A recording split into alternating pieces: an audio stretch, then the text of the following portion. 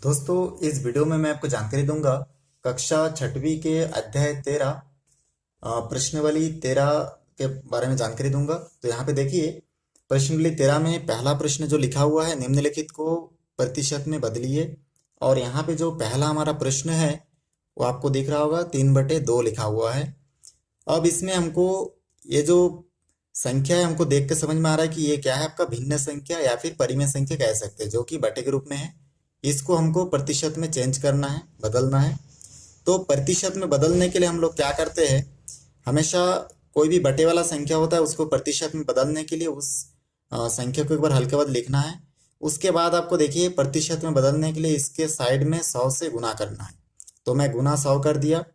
अब हम लोग क्या करेंगे, यहाँ पे देखिए 2 से 100 को मैं अगर भाग दूंगा तो हमको कितना प्राप्त होगा, 50। तो इस प्रकार से यहाँ से हमको प्राप्त हो जाएगा, देखिए 3 और 50, तो 3 गुना 50 प्राप्त हुआ, ठीक ना। 2 के साथ 100 कट गया। इस प्रकार यहाँ से हमको प्राप्त होगा 150, ठीक ना। 50 और 3 को गुना करेंगे तो 150 प्राप्त होगा। तो इस प्रकार ये क्या है, प्रतिशत में बदल गया है, ठीक है। तो देखिए किस प्रकार हम लोग भिन्न संख्या को प्रतिशत में बदल दिए। ऐसे ही दूसरा नंबर क्वेश्चन देखते हैं। दूसरा प्रश्न लिखा हुआ है 5/2। 5/2 को भी परिमेय संख्याओं के रूप में है।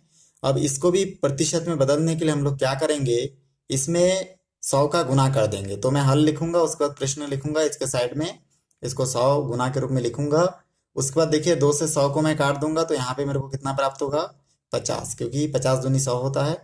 अब यहाँ पे जो बचा है उसको देख देख के लिखना है आपको। और इस प्रकार से मैं 5 और 50 को गुना करूंगा तो हो जाएगा 5 पंजे 25, मतलब 250%। बहुत आसान चीज है, आप एक बार ट्राई करेंगे बना लेंगे। चलिए तीसरा नंबर क्वेश्चन देखते हैं।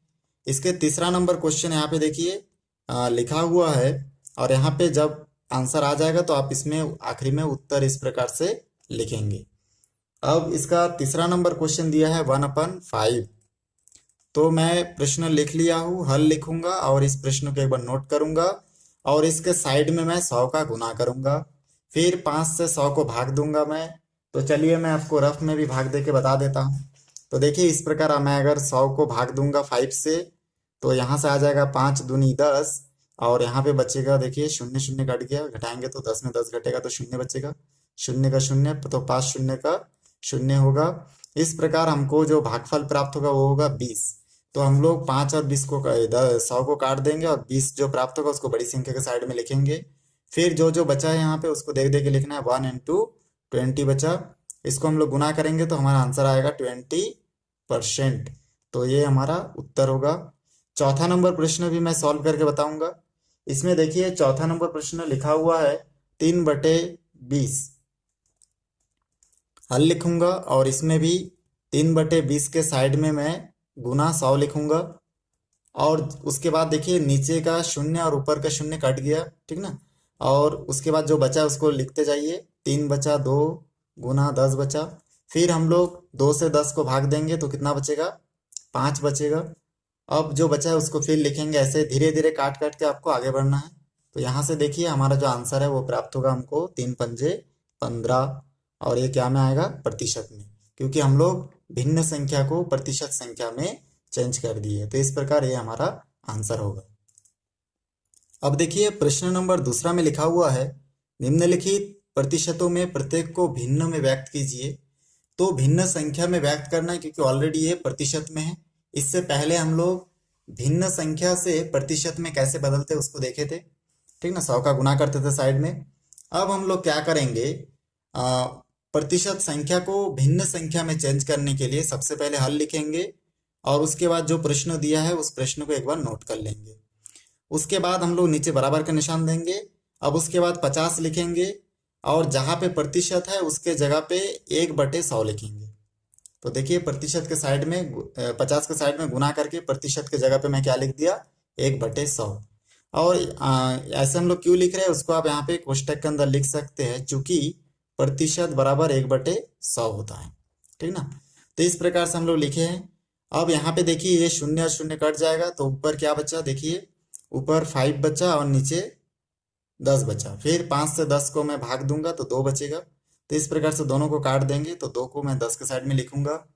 ऊपर कुछ नहीं है, मतलब हम लोग ऊपर 1 लिख सकते हैं और नीचे क्या है, 2 है।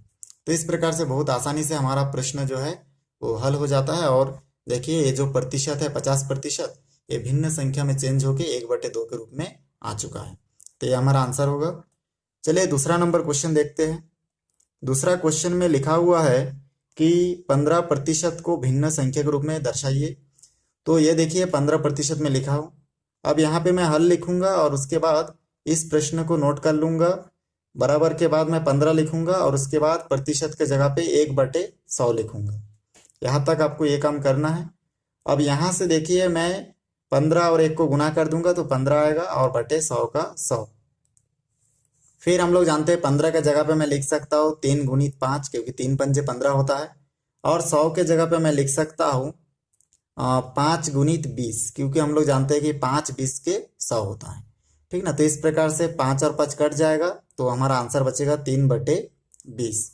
तो इस प्रकार बहुत आसानी से हमको देखिए आंसर प्राप्त हो गया। 15 को मैं भिन्न संख्या के रूप में व्यक्त करके 3/20 के रूप में दर्शा चुका हूँ। चलिए तीसरा नंबर देखते हैं। अब इसमें हल लिख के मैं तीसरा नंबर प्रश्न में 2% लिख चुका हूँ। बराबर देने के बाद मैं यहाँ पे 2 लिखूंगा, फिर गुना के बाद प्रतिशत के जगह पे 1/100 लिखना है। और उसके बाद देखिए मैं 2 को गुना करके इस प्रकार बटे के रूप में भी लिख सकता था और साइड से डायरेक्ट गुना भी कर सकता था, जैसे 15 में किया था। लेकिन आप अपने सुविधा अनुसार कुछ भी कर सकते हैं। इस 2 का गुना 1 के साथ करेंगे 2 आएगा, बटे के नीचे 100 का 100। अब इसको अगर आप भाग देंगे तो आपको देखिए यहाँ से मैं इससे पहले भाग दे के बताया था, ठीक ना। अगर आप 100 को 2 से भाग देंगे तो देखिए आपको प्राप्त होगा 2 पंजे 10 और उसके बाद घटाएंगे तो 0 0, फिर 2 शून्य के 0 प्राप्त होगा। इस प्रकार से आपको भागफल 50 प्राप्त होता है। तो इन दोनों को काट दीजिए और 50 को बड़ी संख्या के साइड में इस प्रकार लिखिए। फिर नेक्स्ट लाइन में बराबर देके ऊपर देखिए बटे के ऊपर कुछ नहीं, मतलब 1 और नीचे क्या बचा 50। तो ये देखिए 2% जो है 1/50 के रूप में व्यक्त हो चुका है। चौथा नंबर प्रश्न भी देखते हैं। चौथा नंबर प्रश्न में दिया गया है 10% लिखा हुआ है। तो मैं यहाँ पे हल लिखूंगा और उसके बाद यहाँ पे देखिए 10% लिखूंगा और बराबर के बाद 10 गुना और प्रतिशत के जगह पे 1/100 लिखूंगा। तो यहाँ से 10 को फिर इधर गुना करके भी लिख सकते हैं, लेकिन वही 10/100 ही आएगा। और डायरेक्ट यही से भी काट सकते हैं, जैसे 0 और 0 कट जाएगा। तो देखिए यहाँ पे 1 बचा, 1 के साथ 1 का गुना होगा तो 1 ही होगा और नीचे क्या बचा 10। तो आपको इसमें भाग नहीं करना, डायरेक्टली देखिए 0 0 काट देना है, जो बचा है उसको देख देख के लिखना है। तो बहुत आसानी से आप देखिए इसको भी भिन्न संख्या के रूप में व्यक्त कर चुके हैं। तीसरा नंबर प्रश्न देखिए लिखा हुआ है 360 रुपए का 60% ज्ञात कीजिए। तो ये ज्ञात करना बहुत आसान है। सबसे पहले आपको हल लिखना है और जो दिया है उसको आपको लिखना है। आप दिया है हर प्रश्न में लिख सकते हैं। तो जैसे ही मैं यहाँ पे लिखा हूँ तो यहाँ पे मैं लिखूंगा 360 रुपए का 60% बराबर मैं यहाँ पे लिखूंगा 360 गुना 60। और ये 60 में प्रतिशत है, इसलिए बटे के नीचे हमेशा क्या लगाना है 100। तो इस प्रकार से देखिए 360 रुपए का 60% निकालना, इसलिए 360 के साथ 60 का गुणा किया और इस प्रतिशत के जगह पे बटे के नीचे 100 लगा दिया। अब यहाँ पे ये 1 0 और इधर के 1 0 कटेगा, ये 0 और ये 0 कट गया। तो यहाँ पे खाली क्या बचा देखिए 36 बचा और नीचे ऊपर 6 बचा और बटे के नीचे खाली 1 बचा, तो लिखने की आवश्यकता नहीं है। अब 36 और 6 को अगर गुना करेंगे तो यहाँ से देखिए 6 छक्के 36 का 6 होगा, हासिल 3 होगा, 6 3 18 और 3 होगा आपका 21। तो इस प्रकार से 216 रुपये हमको प्राप्त हुआ। तो इस प्रकार हम लोग पता कर लिए कि 360 रुपये का 60% क्या होगा 216 रुपये होगा। अब हम लोग यहाँ पे उत्तर लिख देंगे और ये हमारा क्वेश्चन कंप्लीट होता है। चौथा नंबर प्रश्न में देखिए लिखा हुआ है 480 किलोग्राम का 15% कितना होगा। तो इसको भी पता करेंगे हम लोग तीसरा नंबर के जैसे। तो इसलिए मैं क्या करूँगा, सबसे पहले हल लिखूंगा और दिया है लिख लूँगा। अब मैं यहाँ पे लिखूंगा 480 किलोग्राम का 15%। तो यहाँ पे आपको लिखना है ऐसे 480 किलोग्राम का 15% कितना किलोग्राम होगा वो हमको निकालना है। तो बराबर में मैं लिखूंगा 480 गुना 15 और क्योंकि 15 के साइड में देखिए प्रतिशत है इसलिए 100 हमको बटे में लिखना है। तो यहाँ से देखिए ये 0 और ये 0 कट जाएगा। अब जो जो बचा है उसको देख देख के लिखना है आपको। यहाँ पे 48 और यहाँ पे 15 बचा बटे 10। अब देखिए इसको और सरल करने के लिए हम लोग क्या करेंगे, 48 और 15 को आपस में गुना करेंगे। ठीक है, इन दोनों को अगर जैसे ही मैं आपस में गुना करूंगा तो मेरे को प्राप्त होगा कितना, देखिए इसको मैं रफ में हल करके आपको बताऊंगा। 48 गुना 15, तो यहाँ से हो जाएगा 8 पंजे 40 का, शून्य हासिल 4, 5 चौके 20 और 4 होगा 24, और यहाँ से 8 एकम 8 और 4 एकम 4, एक से गुना करेंगे तो इसको जोड़ देंगे तो यहाँ पे शून्य प्राप्त होगा। 8 4 12 का 2 हासिल 1, देखिए इसमें 7 प्राप्त होगा। तो कितना प्राप्त हो रहा है, 720। तो यहाँ पे मैं लिखूंगा 720 और बटे के नीचे देखिए 10। अब फिर से ये शून्य शून्य आपस में कटेगा, तो यहाँ पे देखिए बटे के ऊपर 72 बचा, नीचे खाली 1 बचा, मतलब खाली 72 भी हम लोग लिख सकते हैं। तो इस प्रकार से 72 केजी क्या होगा, इसका रेट होगा। तो हम लोग इसको अगर और आसानी से लिखे तो यहाँ पे लिख सकते हैं बराबर 72 किलोग्राम। तो इस प्रकार बहुत आसानी से देखिए हमको 480 किलोग्राम का 15% प्राप्त हो गया, 72 किलोग्राम। तो इस प्रकार से हमारा आंसर होगा। पांचवा प्रश्न में लिखा हुआ है सीता को 500 में से देखिए यहाँ से 250 अंक प्राप्त हुए, उसके प्राप्तांक का प्रतिशत ज्ञात कीजिए। तो जैसे कि इससे पहले हम लोग देखे वैसे ही इसमें भी हम लोग लिखेंगे। तो हम लोग निकालेंगे, इसका प्रतिशत निकालने के लिए क्या करेंगे, सबसे पहले लिखेंगे कि सीता को 500 में प्राप्त अंक कितना है उसको लिख लेंगे। तो हम लोग यहाँ पे लिखेंगे सीता को 500 में प्राप्त अंक कितना प्राप्त हुआ उसको हम लोग नोट कर लेंगे, 250 अंक प्राप्त हुआ। तो यहाँ पे हम लोग लिखेंगे 250। उसके बाद हमको क्या करना है इसमें, अब यहाँ से हम लोग 500 में 250 का हमको प्रतिशत निकालना है, ठीक ना। तो 500 में से 250 अंक प्राप्त हुए हैं, तो हम लोग इसलिए हमको प्राप्तांक निकालना, तो हम लोग यहाँ पे लिखेंगे 500 अंक में से 250 का, ठीक है, प्रतिशत निकालने के लिए इसमें हम लोग पहले 1% का प्राप्तांक निकाल लेंगे कि कितना प्राप्त हुआ उसको देखिए। तो इसमें हम लोग लिख सकते हैं, ठीक है। तो प्रतिशत निकालने के लिए हम लोग लिखेंगे इस प्रकार से, सीता को प्राप्तांक का प्रतिशत, तो इससे पहले हम लोग प्राप्तांक निकाल लेंगे। तो यहाँ से लिखेंगे हम लोग सीता का प्राप्तांक बराबर हम लोग लिखेंगे 500 में से कितना प्राप्त हुआ, 250। तो हम लोग लिख सकते सीता का प्राप्तांक है 250 बटे 500।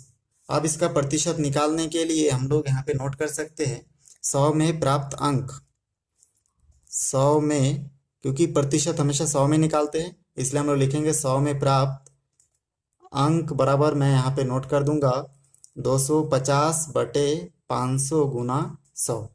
फिर यहाँ से देखिए शून्य शून्य कटेगा, ये 0 0 भी कट जाएगा। तो यहाँ से ऊपर बचेगा 250 और नीचे बचेगा खाली 5। फिर 250 को अगर 5 से मैं डिवाइड करूंगा तो यहाँ से मेरे को देखिए 5 पंजे 25 होगा और 5 शून्य के शून्य, मतलब 50%। तो इस प्रकार बहुत आसानी से हम लोग प्राप्त कर लिए कि सीता को कितना अंक प्राप्त हुआ, 50%। तो ये हमारा उत्तर होगा।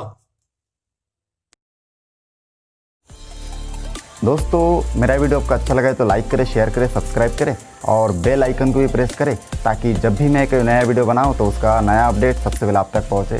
फिर मिलते हैं एक नई वीडियो के साथ। धन्यवाद।